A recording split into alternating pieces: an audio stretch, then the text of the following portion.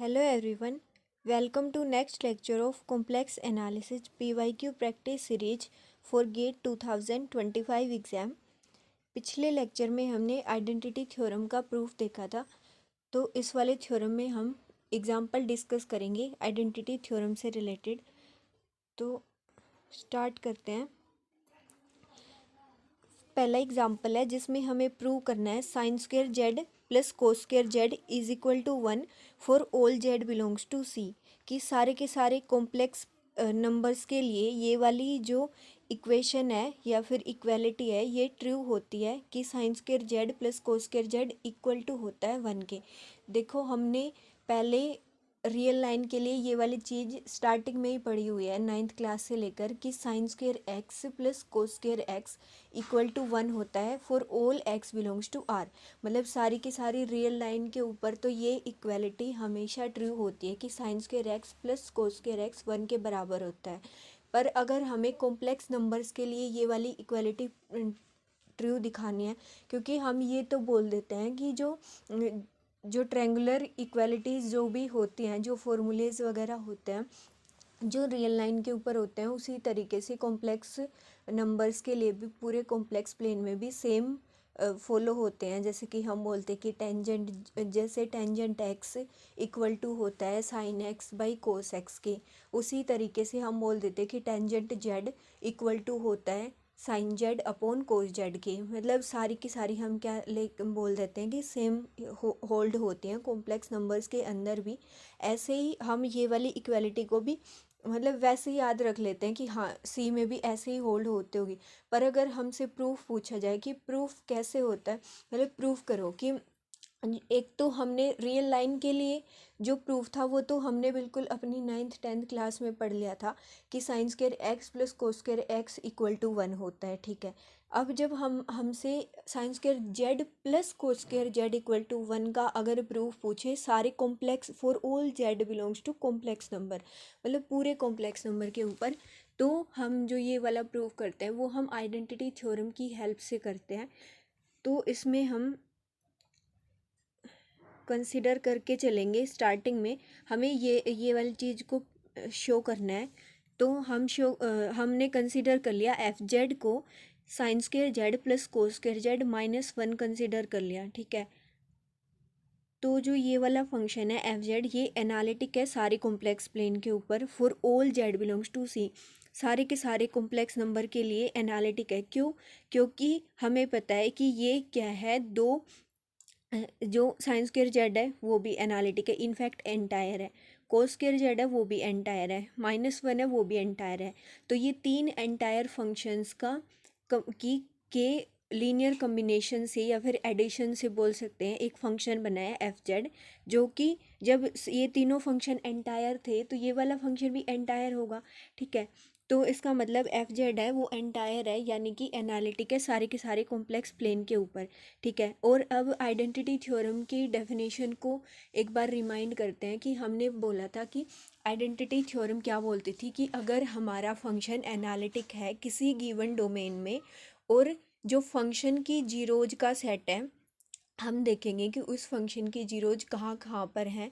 तो फंक्शन की जीरोज के सेट का लिमिट पॉइंट चेक करते थे हम कि फंक्शन के जीरोज के सेट का जो लिमिट पॉइंट है अगर वो फंक्शन की डोमेन में बिलोंग करता है तो हम ये बोल देते थे कि फंक्शन है वो पूरी की पूरी डोमेन पे आइडेंटिकली जीरो हो जाएगा। ठीक है, तो अब हमें क्या करना पड़ेगा, इस फंक्शन की जीरोज का सेट देखेंगे हम। तो f Z is equal to zero implies that, f z equal to zero किसको इम्प्लाई करता है, that sine square Z plus cos square z -1 is equal to zero. मतलब जो हमने फंक्शन एफ जेड माना था उसको इक्वल टू जीरो किया, इसके इक्वल टू जीरो होने का मतलब है कि sine square Z plus cos square Z is equal to 1। ठीक है, और हमें ये पता है कि ये वाली जो इक्वेशन है ये ट्रू होते हैं which is true for all Z belongs to R, जो कि सारे के सारे अगर हमारा z real that is set of real numbers की, अगर जेड है वो रियल नंबर से बिलोंग करता है, दैट मीन्स हम ये मान सकते हैं कि जेड को अगर हम लिखते थे एक्स प्लस आयोटा वाई, तो वहाँ से जो जेड है वो एक्स प्लस आयोटा जीरो के बराबर है, यानी इमेजनरी पार्ट जीरो हो उसका, यानी कि हम बोल सकते हैं कि जेड प्योरली रियल नंबर हो, तब ये वाली इक्वालिटी हमेशा होल्ड होती है, हमें पता है। ठीक है, तो या फिर इसको हम लिख सकते हैं that is sine square x plus cos square x is equal to 1 for all x belongs to R, जो कि हमेशा ट्रू होता है। दैट मीन्स ये वाली जो sign square z plus cos square Z -1 ये वाला जो फंक्शन है ये इक्वल टू जीरो हो जाएगा पूरी की पूरी रियल लाइन के ऊपर। ठीक है, तो इसलिए इसका मतलब F Z is equal to zero on the set of reals, तो पूरे के पूरे रियल नंबर के सेट के ऊपर ये फंक्शन है वो जीरो है। That means the set of zeros of f Z की फंक्शन की जो जीरोज का सेट है वो क्या है, आर है, रियल नंबर का सेट है फंक्शन की जीरोज का सेट। और अब जीरोज का सेट तो हमें मिल गया, फंक्शन की जीरोज के सेट का हम क्या देखते थे, लिमिट पॉइंट। ठीक है, अब फंक्शन की जीरोज का सेट क्या मिल गया, हमें आर मिल गया, रियल नंबर का सेट। अब हमें क्या देखना है, इस रियल नंबर के सेट का लिमिट पॉइंट। और हमारे पास क्या था कि अगर एक भी limit point, zeros identity theorem में ये नहीं बोला था कि जीरोज के सेट के पास कई सारे लिमिट पॉइंट होने चाहिए या फिर काउंटेबल या अनकाउंटेबल, ऐसा कुछ नहीं बोला था। सिर्फ ये बोला था कि फंक्शन की जीरोज के सेट के पास कम से कम एक लिमिट पॉइंट ऐसा हो जो फंक्शन की डोमेन में बिलोंग करता हो। तो अब जो आर है उसके तो सारे के सारे पॉइंट लिमिट पॉइंट है, uncountable number of limit points हैं आर के पास तो। और ये जो सारे ही लिमिट पॉइंट है, क्योंकि हमें पता है कि जो पूरी जो रियल लाइन है वो कॉम्प्लेक्स प्लेन के अंदर ही कंटेन करती है। मतलब जैसे हम ये बोलते हैं ये वाली ये रियल लाइन है और कॉम्प्लेक्स प्लेन तो हमारा ऐसे है ना, मान लो ये ठीक है, ये रियल लाइन, ये सारा का सारा जो रीजन है ये कॉम्प्लेक्स प्लेन का है। ठीक है, और ये मान लो ग्रीन वाला हमने रियल लाइन को रिप्रेजेंट कर दिया, तो रियल लाइन तो पूरी की पूरी कॉम्प्लेक्स नंबर के सेट में बिलोंग करती है। और हमारे जो फंक्शन की डोमेन क्या है, पूरा का पूरा कॉम्प्लेक्स प्लेन।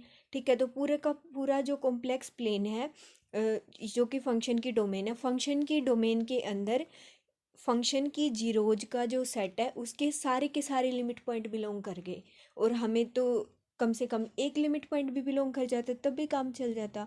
तो यहाँ से क्या हो गया कि फंक्शन की तो यही लिख रखा है that is set of zeros of f Z is R and every point of R is limit point, कि इसका हर एक पॉइंट लिमिट पॉइंट होता है। So limit point of the set of zeros of f z, function की zeros के set का जो लिमिट पॉइंट है वो क्या बन गया, बिलोंग कर जाएगा, बिलोंग्स टू सी, सी में बिलोंग कर गया जो कि फंक्शन की डोमेन है, फंक्शन की डोमेन में बिलोंग कर गया। That means f Z is identically zero for all Z belongs to domain. और डोमेन क्या है, कॉम्प्लेक्स नंबर का सेट। That means f z identically zero हो गया सारे के सारे कॉम्प्लेक्स प्लेन के ऊपर बाय आइडेंटिटी थ्योरम। ठीक है, आइडेंटिटी थ्योरम से हमने ऐसा बोल दिया। एफ जेड के आइडेंटिकली जीरो होने का मतलब है कि sine square Z plus cos square z -1 is equal to zero for all Z belongs to C. ठीक है, तो इसको हम क्या बोल सकते हैं, sine square Z plus cos square Z is equal to 1 for all Z belongs to C. ठीक है, तो यही हमने प्रूव करना था। तो ये वाली इक्वालिटी कॉम्प्लेक्स नंबर के लिए भी होल्ड हो गई, हैंस प्रूव्ड। तो यही प्रूव करना था। अब इसके बाद ये वाला जो एग्जांपल है इसको आप ट्राई करके देख सकते हैं एज एन होमवर्क। जैसे हम ये लिखते थे cos square x minus sine square x is equal to cos 2x लिखते थे for all x belongs to real number. तो ऐसे ही ये कॉम्प्लेक्स नंबर के लिए भी ट्रू होता है कि cos square z minus sine square z is equal to होता है कोस 2z के for all Z belongs to C, complex number पूरे के पूरे कॉम्प्लेक्स प्लेन के लिए। इसमें भी सेम हम यही करेंगे कि ये वाले फंक्शन को इधर लेकर आएंगे माइनस करके और इक्वल टू जीरो बन जाएगा। तो हम जो ये वाला है कोस square z minus sine square z minus cos 2z, इसको हम एफ जेड लेकर चलेंगे और फिर जब इक्वल टू जीरो पुट करेंगे तो रियल नंबर का पूरा जो पूरी की पूरी रियल लाइन होगी वो फंक्शन की जीरोज का सेट बनेगा। देन हम आइडेंटिटी थ्योरम का यूज करके फिर हम इससे सिमिलरली इस वाली आइडेंटिटी को प्रूव कर सकते हैं। ये वाला आप खुद से ट्राई करके देख सकते हैं।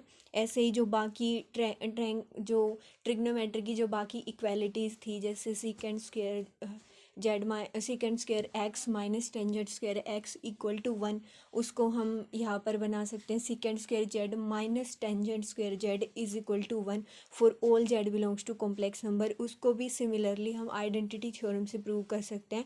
उस केस में भी फंक्शन की जीरोज का सेट पूरा का पूरा आर बनेगा।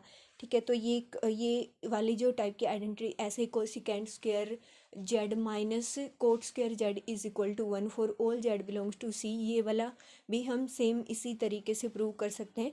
ये वाले जो 5-6 आइडेंटिटी थी उनको आप इसी तरीके से सेम इसी वे में प्रूव कर सकते हैं। सारों के लिए हमारे पास क्या बनेगा, जीरोज का सेट पूरी की पूरी रियल लाइन बनेगी। ठीक है, तो ये वाले एग्जाम्पल तो ऐसे थे जिसमें फंक्शन की जीरोज का सेट रियल नंबर का सेट बन रहा है, मतलब फंक्शन की जीरोज का जो सेट है उसके पास अनकाउंटेबल लिमिट पॉइंट मिल गए। अब ऐसे भी एग्जांपल्स होंगे जिनमें फंक्शन की जीरोज का जो सेट है उसके पास काउंटेबल लिमिट पॉइंट होंगे।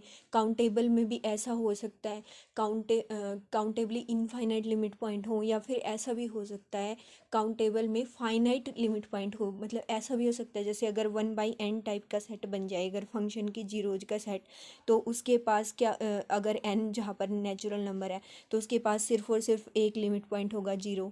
अब वो जीरो सेट में फंक्शन की डोमेन में बिलोंग कर रहा है या नहीं कर रहा, जीरोज के सेट में नहीं देखना बिलोंग कर रहा है या नहीं कर रहा, हमें क्या देखना, फंक्शन की डोमेन में बिलोंग कर रहा है या नहीं कर रहा। ठीक है, तो ये वाले टाइप के एग्जांपल्स भी जो होंगे और जो इस टाइप के एग्जांपल्स एग्ज़ाम में भी जो पूछे गए हैं दोनों में ही, CSIR नेट में भी और गेट एग्ज़ाम में भी, उन एग्जांपल्स को हम अगले लेक्चर में करेंगे। तब तक के लिए आप ये, क्योंकि ये बिल्कुल बेसिक वाले क्वेश्चंस हैं, इनको एक बार ट्राई करके देख सकते हैं, और इसी से रिलेटेड जो मैंने 3-4 और क्वेश्चन बताई उनको, तो बाकी एग्जांपल्स को नेक्स्ट लेक्चर में डिस्कस करेंगे जो इससे अलग हैं, जो एग्ज़ाम में पूछे गए हैं।